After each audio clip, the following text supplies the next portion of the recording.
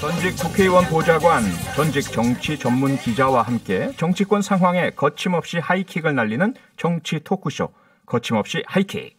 새해에도 변함없이 장성철 공감과 논쟁 정책센터 소장, 김보협 정치 전문 기자 두 분과 함께합니다. 어서 오세요. 안녕하십니까. 새해 복 많이 받으시고요. 새해 복 많이 받으십시오. 네, 지금 유튜브로 함께 방송이 나가고 있습니다. 저희 모습을 보고 싶으신 분들은요, 지금 표창원의 뉴스 하이킥 검색해서 들어오시면 되겠습니다. 두 분 우리 유튜브 시청자들을 위해서 손 한번 흔들어 주실까요? 안녕하세요. 반갑습니다. 예, 유튜브 시청자 여러분도 모두 다 새해 복 많이 받으시고요. 자, 오늘 첫 번째로 다룰 이슈 과연 뭘까요? 준비된 내용 먼저 들어보시겠습니다. 이낙연 대표는 코로나19 국난 극복을 위해 국민 통합이 필요하며 전직 대통령 사면 문제는 그 방안 중 하나라고 이해를 구했습니다. 사회 갈등을 완화하고 국민 통합을 이루어야 합니다. 적절한 시기에 대통령님께 건의드릴 생각입니다. 네, 새해 벽두에 정치권을 강타한 이낙연 대표의 발언이죠. 두 분도 조금 전에 양향재 최고위원과의 인터뷰 들으셨을 텐데요. 이낙연 대표가 사면을 건의하겠다고 밝혔다가 체면을 크게 구긴 것 같은 그런 모양새입니다. 두 분은 이 대표가 왜 갑자기 지금 사면을 거론했다고 보시는지, 그리고 청와대와는 과연 사전에 정말로 교감이 없었다고 보시는지, 김보익 기자 어떻게 보세요? 전 좀 조급한 거 아닌가 싶습니다. 네. 그 대표 경선 당시에 어대낙이란 말이 있었지 않습니까? 어차피 예. 대표는 이낙연. 근데 그 당시에도 지지율이 좀 출렁할 때는 이대만이라는 신조어도 있었거든요. 네. 이대로 대표만. 예. 저는 잘못하면 그럴 수도 있다고 봅니다. 여전히 선두권을 형성하고 있기는 하지만 이제 만약 대선을 나가려면 3월에 임기를 그만둬야 되지 않습니까? 그렇죠. 그럼 대표로서 남은 기간은 2달밖에 안 된단 말입니다. 예. 그 2달 사이에 대선 주자로서 확실하게 자리매김하고 비전을 보여주지 못하면 그냥 대표만 할 수도 있겠다.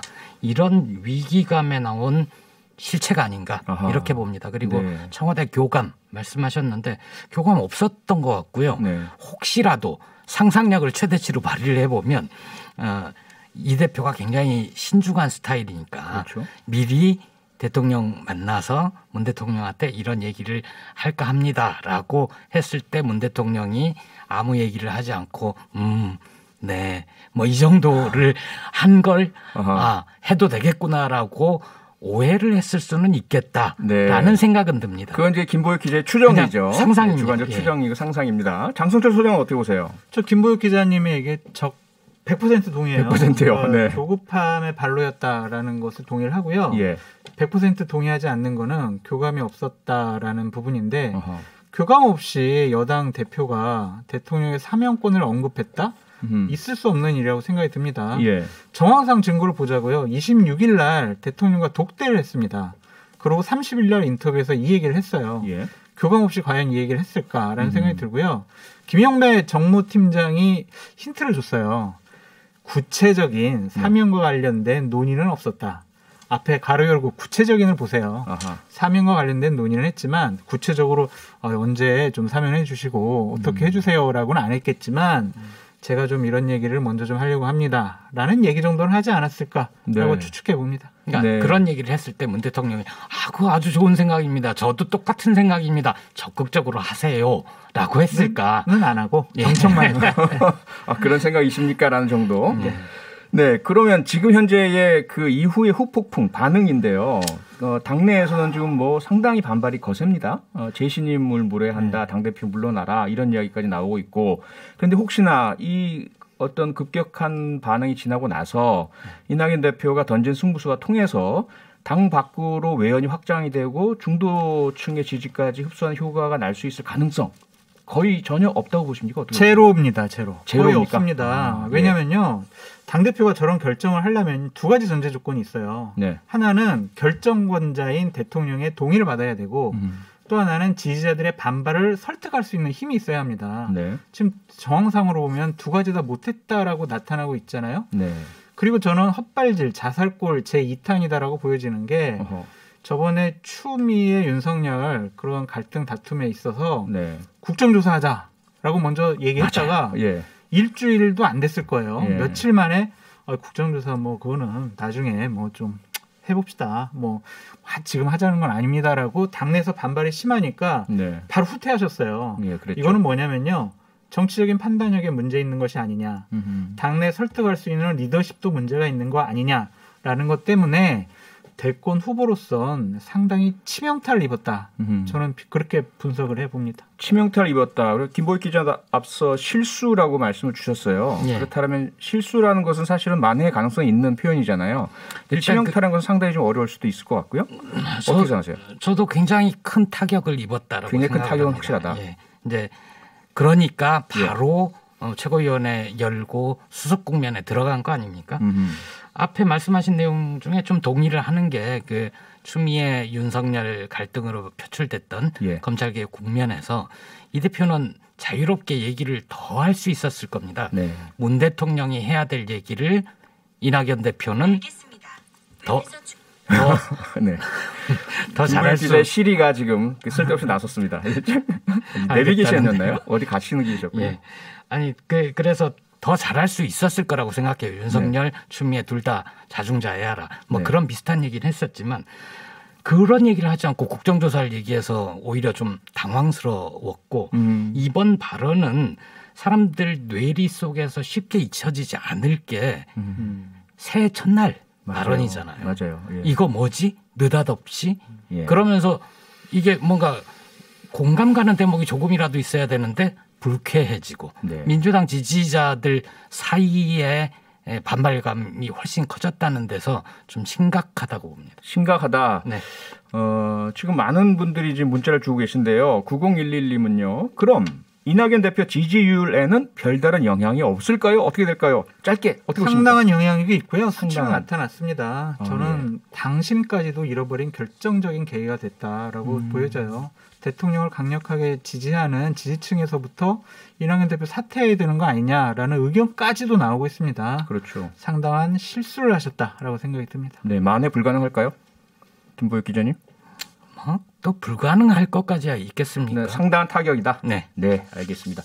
거침없이 하이킥 김보혁 기자, 장성철 소장과 함께하고 있습니다. 준비된 내용 듣고 다음 이슈로 넘어가 보겠습니다.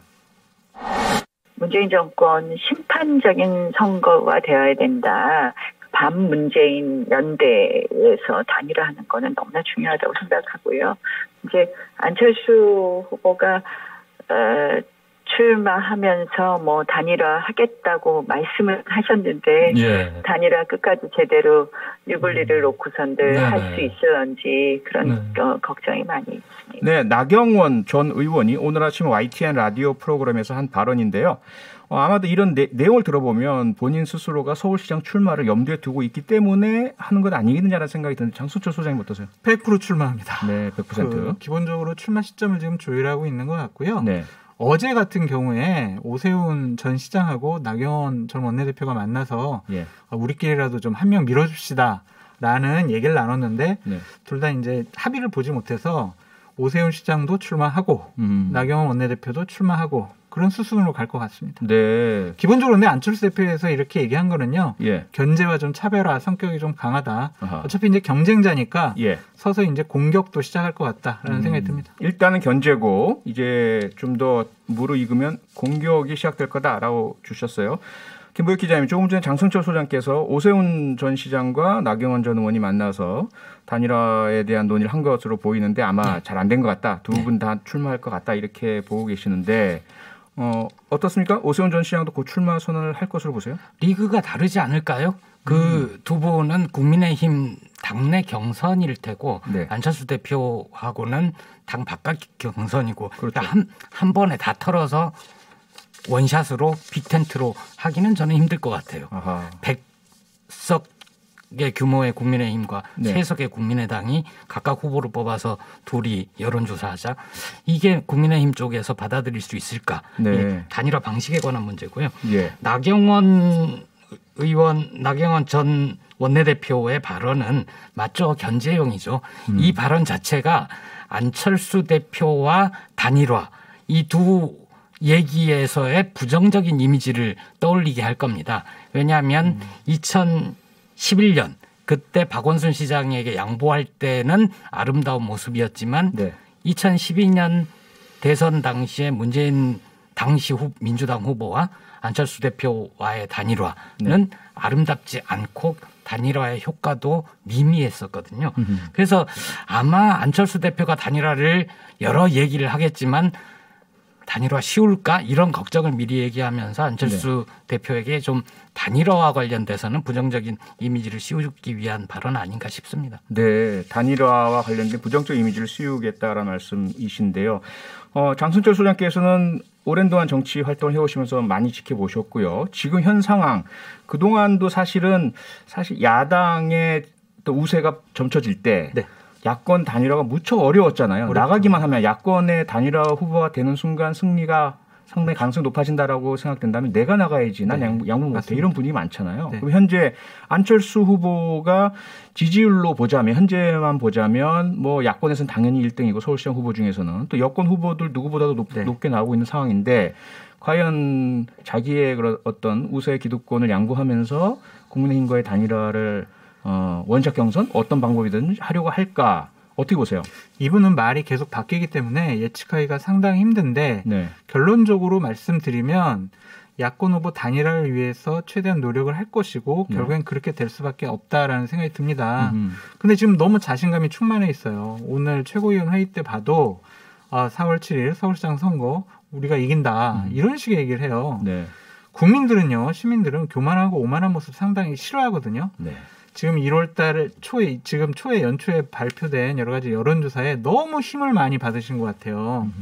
기본적으로 나로 인해 단일화를 하면 이긴다라는 사인까지 국민의힘에 준 건데 지금이 전 제일 높은 지지율을 기록하는 거라고 봐요. 왜냐하면 안철수 대표를 지지하는 그룹들을 보니까 대략 50% 가까이가 국민의힘을 지지하는 분들이에요.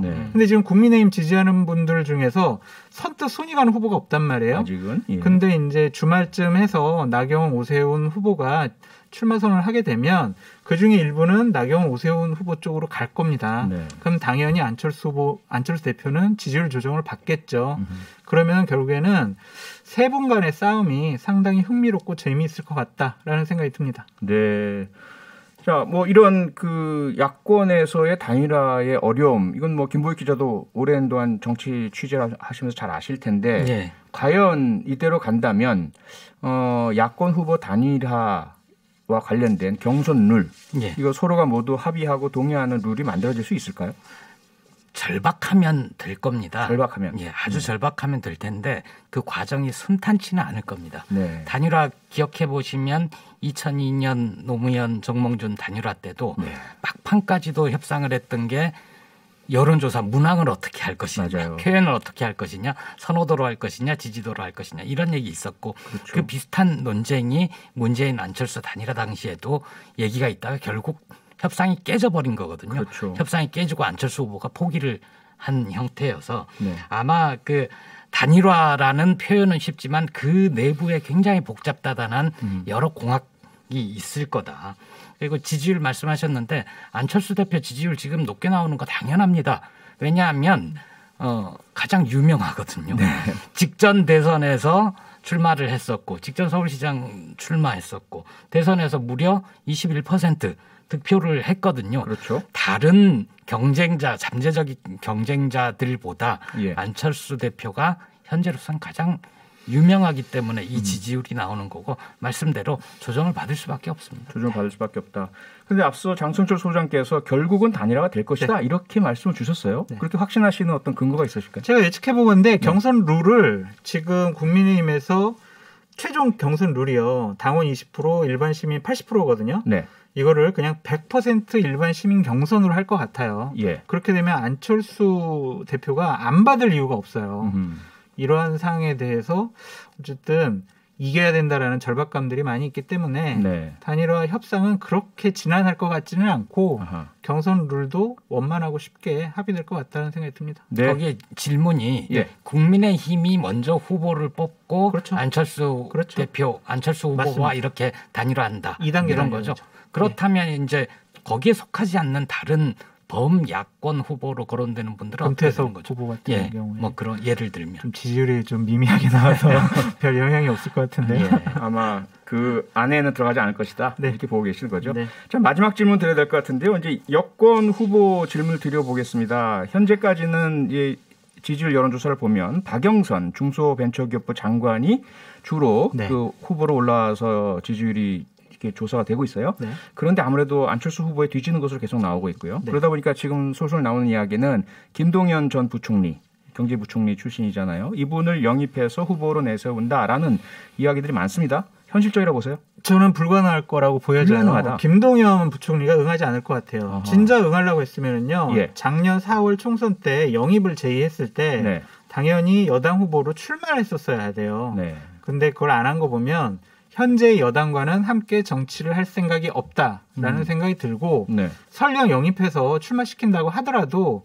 인지도와 지지도 면에 있어서 상당히 좀 부족합니다. 어허. 일반 시민들이 김동연 전 부총리 잘 모르는 분들 많아요. 네. 정치권에서야 유명하고 가능성을 엿보지만 그래서 시도는 하겠지만 결국에는 불발로 그칠 것이고 박영선 장관이 결국에는 후보가 될 것 같다라는 생각이 듭니다. 김보혁 기자는 어떻게 보세요? 저도 이런 뉴스를 보면 소스가 참 궁금하거든요. 어디서 이게 나왔나? 어디서 나온 예. 뉴스일까? 김동연 전 부총리 쪽에서 나온 뉴스일까라고 궁금해지는데 저도 마찬가지입니다. 영입해서 추대하는 식이 아니면 네. 일단 민주당 내에서 당내 경선을 통과할 가능성이 없거든요. 그렇다면 김동연 카드 이거는 그냥 카드일 뿐 네. 실제화되기는 쉽지 않을 거다. 두 분이 시작부터 일치하셨고 끝도 일치하셨네요. 결국은. 자, 4287님 문자입니다. 두 분 새해도 됐으니 청취자들에게 덕담하고 훈훈하게 마무리해 주세요. 이런 요청 부탁입니다. 당연히 받아들여 주시겠죠? 네, 장수철 소장부터. 네, 시청자 여러분 새해 복 많이 받으시고요. 표창원의 뉴스 하이킹 많이 사랑해 주시기 바랍니다. 그리고 제가 꼭 부탁드리고 싶은 말씀이 있는데요. 댓글에 보면 장성철 하면서 욕하는 게 너무나 많아요. 근데 저도 알고 보면 괜찮은 사람이니까 가끔은 좀 칭찬 좀 해주셨으면 좋겠다라는 생각이 듭니다. 네. 감사했습니다. 네. 김보혁 기자요? 어디 가시나요? 감사합니다. 저는 댓글을 안 봅니다. 네, 그게 정신 건강에 좋고요. 참 힘든 한 해였잖아요. 네. 2020년.